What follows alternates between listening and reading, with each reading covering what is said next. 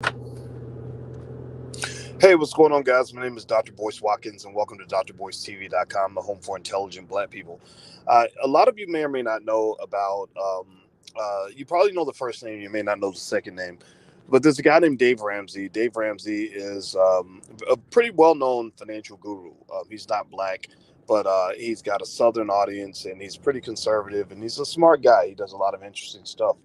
Well, Dave has this brother. There was a black dude by the name of Chris Hogan, who was Dave Ramsey's number two. Give me a yes or no if you've heard of Dave Ramsey or Chris Hogan or both.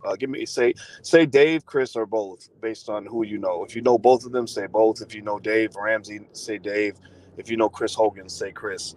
Because the thing is, I wanted to kind of talk about it because I was sort of reading up on what was going on, and it was really interesting. Dave Ramsey, in case you don't know, he runs I think it's called Ramsey Solutions or Dave Ramsey Solutions or something like that. And this company is massive. I didn't know how big this company was. I heard they have 1,000 employees or something, or hundreds of employees, which that sounds like a million headaches. But either way, Dave Ramsey has a great system and a great setup, and he does a good job with a lot of financial conversation and advice. Some of the advice I think is great. Some of it, some of it is objective or subjective. How about that? You can take it or leave it. We don't agree on everything, but in general, I think he's good for the world. No question about that. Well, Chris Hogan, I was surprised to see Chris Hogan on Dave's platform. Not because I think Dave is some raging racist or anything. That ain't it. I don't. I don't really. I'm kind of done sitting around being mad at what white people are doing. I'd rather focus on what we're doing, right? But Chris, kind of became pretty prominent on Dave's platform, and he was on Dave's platform all the time. Like, I want to say almost every day. It seemed like he was always doing stuff, and Chris has a lot of good energy, and he's a really, strong, vocal, intelligent guy, and everything else. And so lo and behold, and I remember saying to my brother, I said, I wonder how that's going to work out. He's really got Chris Hogan out there. Chris is really good. How's that going to work? Because I've seen situations where people have tried to work together in a scenario like that, and just something might go wrong. Maybe somebody gets greedy and they start wanting all the money, or there's a conflict, and next thing you know, somebody's bashing somebody else on the internet or whatever. And I've seen that. I've seen that enough to where I don't even like to necessarily try to do things like that. I'd rather just support people in whatever they're doing, as opposed to, like, you know too much platform sharing and all that. That's just really a real headache. Well, lo and behold, as much as I thought Dave had figured it out, he hadn't. Next thing I know, Chris Hogan is fired. Chris Hogan's gone, and I was like, "What happened? Why did he get fired?" Well, basically, here's what happened. So, Chris was, I guess, Chris was having an affair on his wife, and his wife went to the company and told the company, if I'm not mistaken, this is what, from what I've heard, this is what I remember reading. She told the company that my husband's having an affair on me. And now Dave Ramsey Solutions, they are a Christian organization. So they have these interesting rules that you have to follow to work there. And among those rules are, you can't cheat on your spouse, and you can't have premarital sex. Like, you can't if you get caught sleeping with another person and you're not married to them, then you can get fired. And in fact, a woman had been fired for getting pregnant before marriage. And so with Chris Hogan, here was the dilemma they ran into. Um, sometimes running a business doesn't lend itself well to all your extracurricular social values. It may not lend itself well to all these other rules you want to tack on to whatever it is you're trying to do in business. Um, it's so basically, Dave Ramsey Solutions was in a weird dilemma. They were like, man, we've got this multi-million-dollar brand, Chris Hogan, that we've invested heavily in. He's about to do a book tour or something that they had going on, and and now people are saying we need to fire him too, because he has a penis and he's using it, and he's not using it in a way that we sanction. People like to control everybody else's bodies these days, I guess, and tell you who you're supposed to be sleeping with. Which I'll tell you the truth, I'm not into that. I just truly don't care. Whoever you're having sex with, just don't be doing nothing weird. Like, don't be trying to sleep with no kids and, or animals and stuff, or even animals. I don't even care about that. I'm not saying I cheer it on. I don't. I just don't care. I just don't care. That's the point. Do you understand what I mean? I don't give a shit. Like, do you, man? Just keep me out of it, right? So this idea of kind of legislating other people's behavior, and these are grown ass people. These are adults, man. These are not 8-year-olds. These are grown ups who have freedom to do whatever they want. Why are you trying to tell people who they need to be sleeping with? That's a recipe for disaster. Because I told you, you can't outsmart God and Mother Nature. You can't. God invented sex. God, Mother Nature invented this process of mating that human beings do, and it is important because that's why we exist. Without the mating process, we would not be alive. And so when you get to the point where you're trying to stop the flow of life, like in Jurassic Park, there's a guy who said, "Life will always find a way. Life will always find a way." And what he meant by that is, you can try to play God. Like, you could try to say, well, you're not allowed to have sex with that person. But God, life will find a way.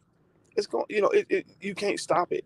But you have it all the time when people try to control their children and control other adults and all that.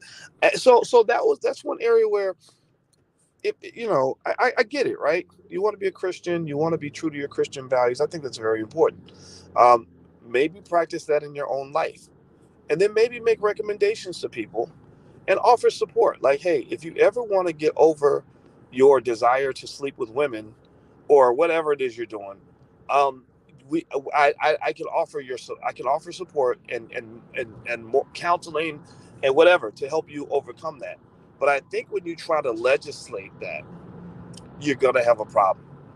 Now, before we move on, do me a favor, hit the thumbs up button, hit the share button, hit the subscribe button. Please subscribe to this platform. That's really, really important.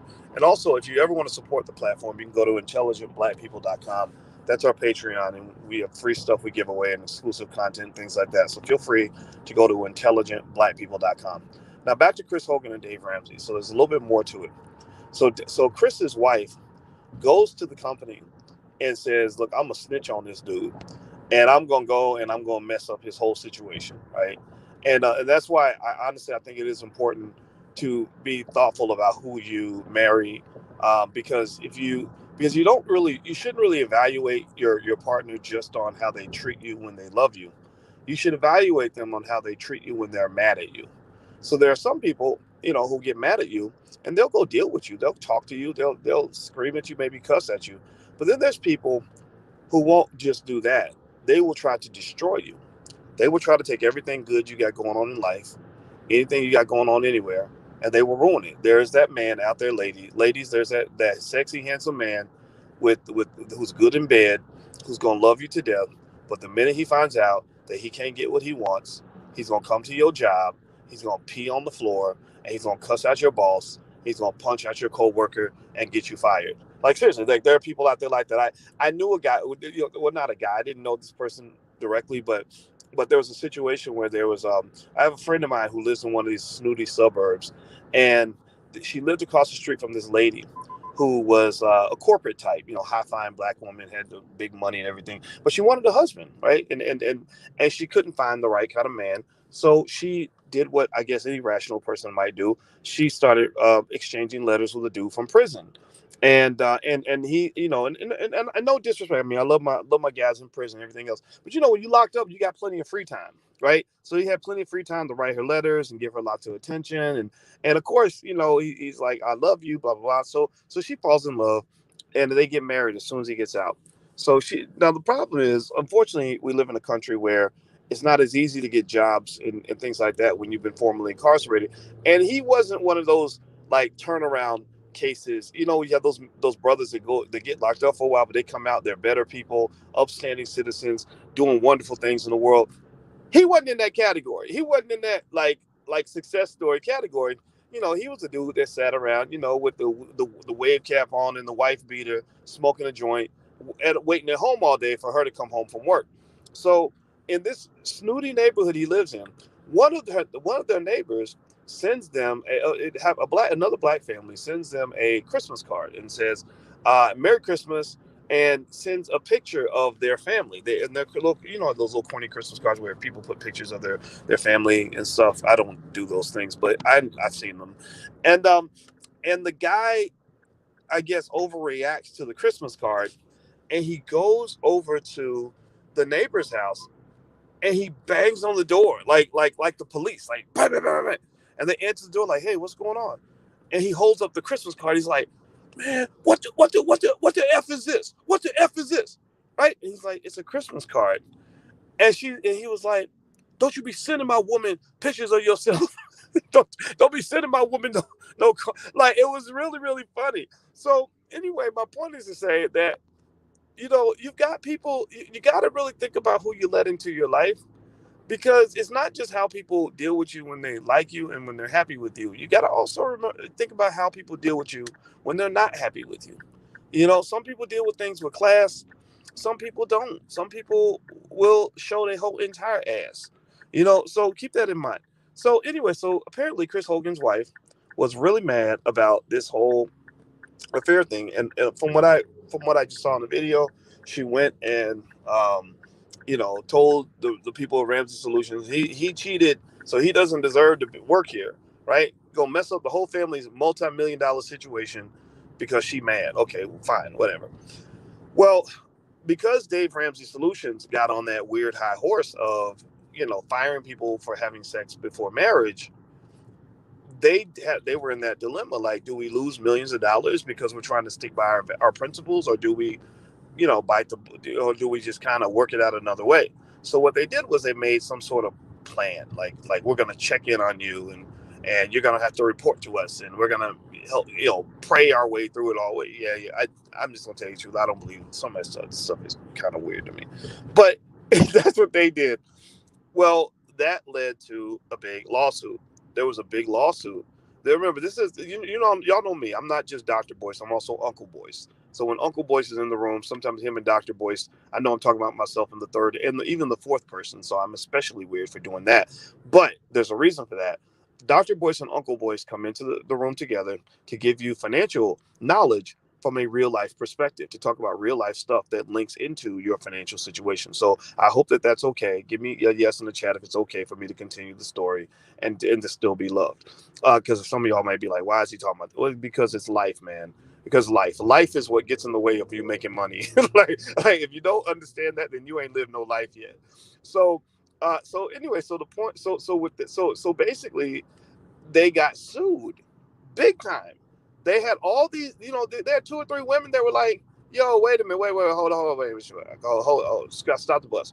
You're telling me that you fired me because I got pregnant and I wasn't married, but you're giving this guy all kinds of outs and opportunities and exit strategies and counsel, therapy and counseling, Christian counseling, right? And now here's the reality of it all. Here's where real life steps into. Real life don't care about your agenda. Real life is going to just be real no matter what. The universe is always going to keep it real with you, even when you're lying to yourself, even if it hurts your feelings. And so the real life of all of this is this. It's very basic. Chris Hogan is a multi-million-dollar brand and you ain't. That's what I mean. That's what he is, a multi-million-dollar brand. So that is so there's no scenario in real life anywhere where a multi-million-dollar asset is going to be treated the same as a $10,000 asset. It just doesn't work that way, right? That's the real life aspect of it. But because, again, in almost like a Derek Jackson kind of way, they had created this artificial fantasy world that was difficult to maintain. When you create an artificial environment, it takes a lot of work to maintain that environment. Like on a spaceship, you're creating artificial oxygen and artificial gravity. Well, it takes billions of dollars and lots of science and lots of manipulation, moving and shaking to kind of maintain this artificiality, because it ain't real. It ain't space. Space is natural, but artificial oxygen generating, gravity generating environments in space are not natural. So when in your life, when you create an artificial environment, like the way Derek Jackson did, the artificial environment, like, I'm a perfect man, I would never ever do anything wrong because I'm so wonderful and perfect, and any man who ever does something that you don't tell him to do is obviously a weak, pathetic human being.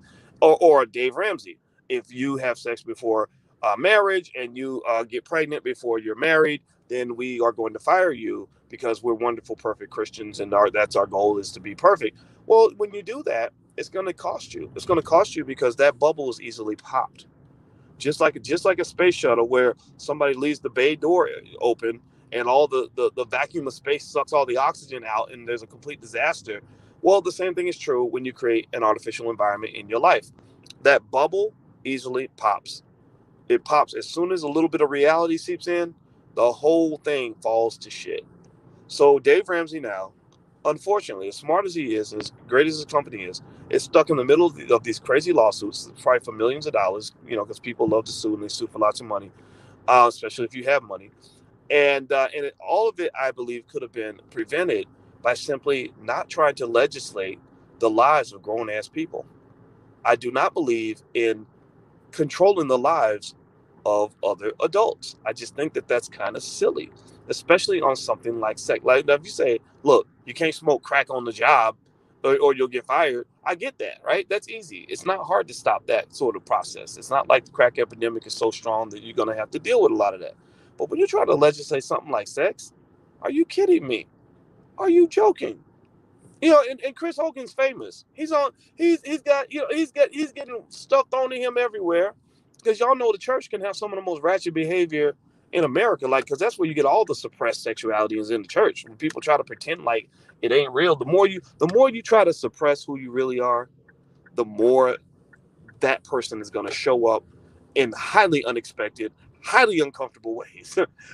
The best advice I can give everybody in here is find a way to love and accept who you are, and find a healthy, socially acceptable way to express who that person is.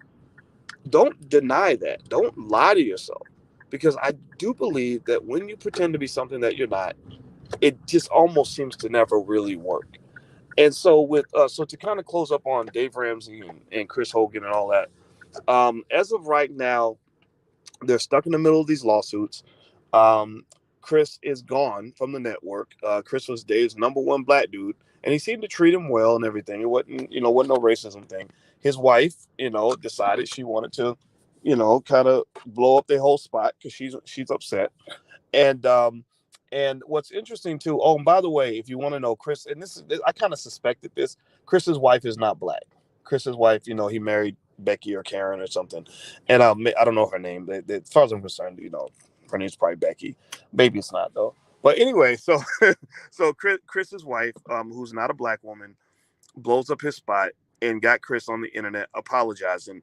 And let me just say this: I remember what Dave is doing reminds me of what Henry Ford used to do. Henry Ford, because he made a lot of money, felt that he had the right to. Oh, her name's Melissa. See, that's pretty close. Becky, Rebecca.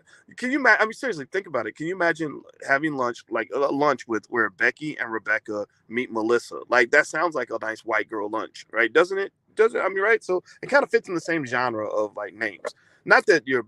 I'm sure there's some black people in here named Melissa too, so I'm not dissing you, but you get my point. So, but the thing is that it's Henry Ford used to do that. Henry Ford used to believe that because he paid his employees well, he had the right to control their lives, like to tell them that I better not catch you drinking or smoking. You better have your house better be clean. I'm not kidding. This was real stuff. Look it up. He used to go and inspect their houses, and if your house was filthy, you could get fired or laid off, or they put you on some sort of improvement plan.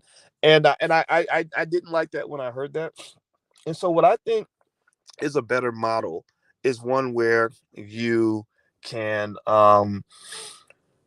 help people without pressuring them, right? Like for example, in my organization, we don't have 1,000 employees. My God, I wouldn't want to manage that many headaches. That's just too many situations, too much drama.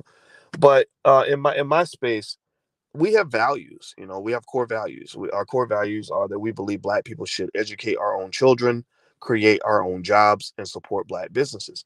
And we also expect you to honor and respect all the people that come through the black business school, the people that support the school. You got to put black people first, be one. And so we have basic values like that, and we do enforce those values, right? But we don't enforce them in a way where we're trying to regulate how people live their lives. Like I don't really know anything about all my team members. I know nothing about who they're sleeping with.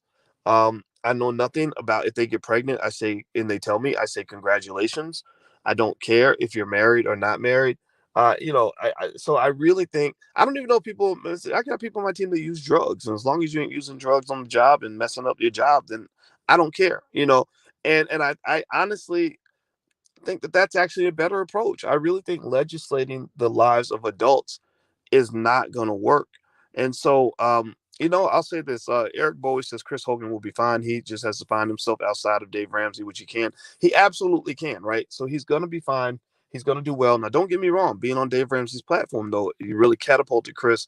And I know he has his own YouTube channel, but because there's so many contracts and things like that with Dave Ramsey Solutions, there's no telling. Maybe he can't even use that YouTube channel. You just never know what the contract is. And also, if he's still married to Melissa, then he's still gonna have to handle that, right? So what's to say that in the next situation that he gets into, if he ever does, if he gets in another entanglement, is Melissa then going to go try to destroy his life? And I'll say this. And Sade says the facts are that he cheated, so him losing his job is on him, not the wife. I hear what you're saying for sure, but I will say this. I've known men who have been really disappointed in being mistreated by their spouse. Maybe the wife didn't cheat. I'm a believer in terms of real life that I don't believe when women mess up in relationships, it's not usually through something like cheating. It's not through, I have found that, cheating or just cheating with, because somebody's attractive or whatever is more of a masculine behavior. Doesn't mean women can't cheat. We know women cheat, all the time. But typically when I hear about women cheating, there's a more complex reason. Like I felt disconnected emotionally from my husband, this, that, and the other. And I've seen men who cheat just because it's Tuesday, who just get into situations because she looked good. I love my wife, but that girl over there looks really good.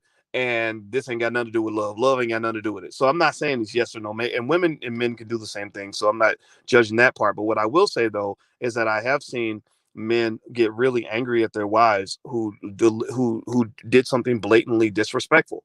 Maybe she was mean to him. Maybe she nagged the hell out of him. Maybe she neglected him. Maybe she wouldn't sleep with him. Maybe she embarrassed him in front of other people and committed some other because we don't talk enough about that. We don't talk about the things women do in relationships outside of cheating that are harmful to relationships. Stop acting like women are angels. Stop acting like women are always the victim. Stop acting like women are perfect and men are not. That is not true. Y'all know it ain't true. Y'all know, give me a yes or no if you follow what I'm saying. Y'all know that there are some women who may not cheat, who will be faithful as hell, but who will be the most abusive, nasty, disrespectful people on the planet. Give me a yes or no if you understand that. So here's my point. If I had a guy that came to me and he said, "Man, she ruined our relationship because her behavior was just unacceptable. And here's what she did. She did this, and this." And then if the guy's like, "Yeah, so to teach her a lesson, I'm gonna go get her fired from her job. I'm gonna go to her job and I'm gonna tell her boss what kind of person she is, and I'm gonna blow up her whole situation." I would be like, "No, man, don't do that. You don't do that. That's not cool. That says more about you than it does about her. It says more about you and your ability to move on and your insecurities than it says about her behavior." So remember, you can't control what people do to you. You can't control. I mean, all of us. Give me a yes and no in the chat. Also, if you've ever just had your heart broken, and really had somebody just step on your soul and do something just funky dirty to you, where literally, if there was a court of love, they would have got convicted and they would have got the death penalty. Give me a yes in the chat if you've ever gone through something like that. Because I know I have. I know I have. I can think about 12 years ago. I dated a nice, beautiful woman. At that time, I was doing a lot of public stuff, so I would go different places. I would meet beautiful, intelligent Black women, and every now and then I would date somebody. And I dated this girl. I liked her a lot.